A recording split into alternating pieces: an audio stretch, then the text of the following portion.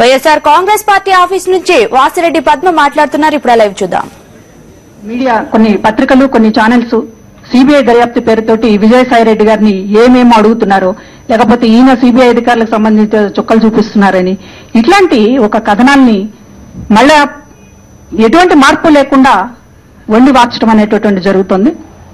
కాబట్టి వాళ్ళ సిబిఐ వైఖరిని కూడా ఒకసారి ప్రజల ముందుకి తీసుకురావటం అనేటటువంటిది తప్పనిసరి అవసరం అవుతుంది.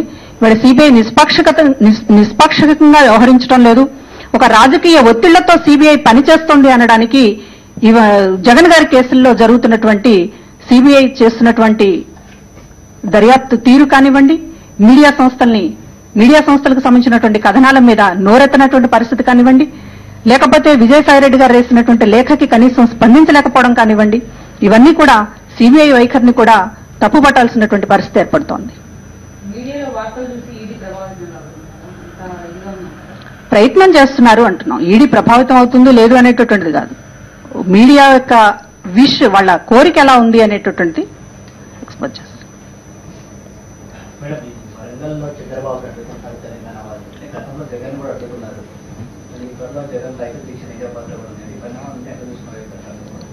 సరే, పంత పరిణామాలు ఎలా చూస్తున్నామనేటటువంటిది తర్వాత మాట్లాడతాం. కానీ జగన్ గారు గతంలో తెలంగాణలో పర్యటించినప్పుడు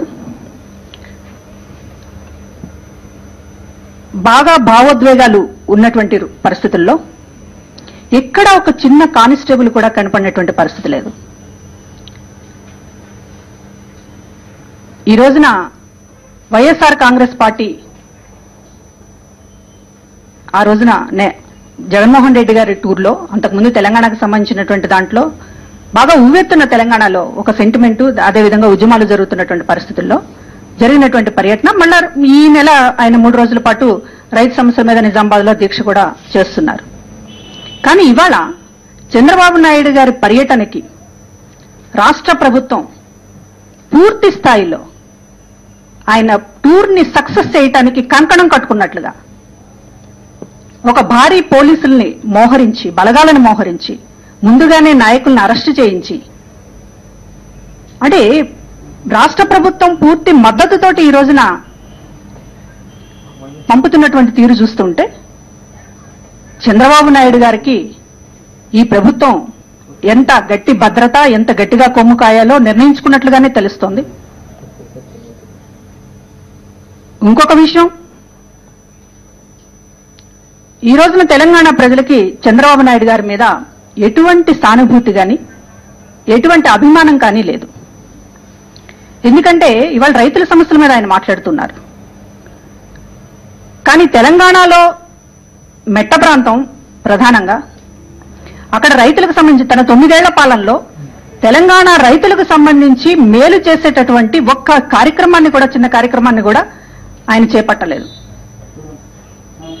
రైతులు ఒక ప్రత్యక్ష నరకాన్ని చూశారు ఆయన పరిపాలనలో. కరువుతో పాటు, ప్రకృతి కరువుతో పాటు ఈయన విధానాల వల్ల చాలా బాధపడినటువంటి పరిస్థితి. దానికి తోడు ఈ రోజున తెలంగాణకు సంబంధించినటువంటి సమస్య మీద మాట తప్పినటువంటి మనిషి చంద్రబాబు నాయుడు గారు. అసెంబ్లీలో తీర్మానం చేస్తాను పెట్టండి అని చెప్పి అన్నాడు డిసెంబర్ 9 ప్రకటనకు ముందు. డిసెంబర్ 9 తర్వాత నాది 2 కళ్ల సిద్ధాంతం అన్నారు. మీ ప్రాంతంలో మీరు ఇట్లా మాట్లాడండి, మీ ప్రాంతంలో మీరు ఇట్లా మాట్లాడండి అని ఒకే నాయకుడు ఆదేశాలు ఇచ్చినటువంటి పరిస్థితి. కాబట్టి ప్రజల కోసం, రైతుల కోసం చెయ్యనటువంటి ఒక నాయకుడు, ఒక ముఖ్యమంత్రిగా ఉన్నటువంటి మనిషి ఈ రోజున తెలంగాణకు సంబంధించినటువంటి సమస్య మీద కూడా ఒక దాటవేత ధోరణి, ఒక మాట తప్పిన ధోరణి అవలంబించడం వల్ల ఈ రోజున వాళ్ళల్లో ఆగ్రహం అనేటటువంటిది ఉంది. కానీ ఇవాళ జగన్మోహన్ రెడ్డి గారి విషయం వేరు. వైఎస్ రాజశేఖర రెడ్డి గారి ఉచిత విద్యుత్ వల్ల కానివ్వండి, రైతులకు సంబంధించినటువంటి మద్దతు ధర విషయంలో రాజశేఖర రెడ్డి గారి వల్ల మేము చాలా లబ్ధి పొందామని వాళ్ళ తెలంగాణలో సాధారణ ప్రజలు, రైతులు కూడా చాలా గర్వంగా, అభిమానంతో మాట్లాడుతున్నటువంటి పరిస్థితి.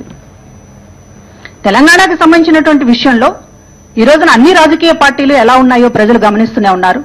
అదేవిధంగా తెలంగాణకు సంబంధించినటువంటి తెలంగాణ ప్రాంత నాయకులు ఏ విధంగా వ్యవహరిస్తున్నారో కూడా తెలంగాణ ప్రజలు గమనిస్తూనే ఉన్నారు. ఇవాళ కేంద్రం అనేటటువంటిది స్పష్టమైన నిర్ణయం తీసుకోకపోవడం వల్లనే ఈ రాష్ట్రంలో ఇంత సమస్య వచ్చిందనేటటువంటిది కూడా ప్రజలకు తెలుసు. తెలంగాణ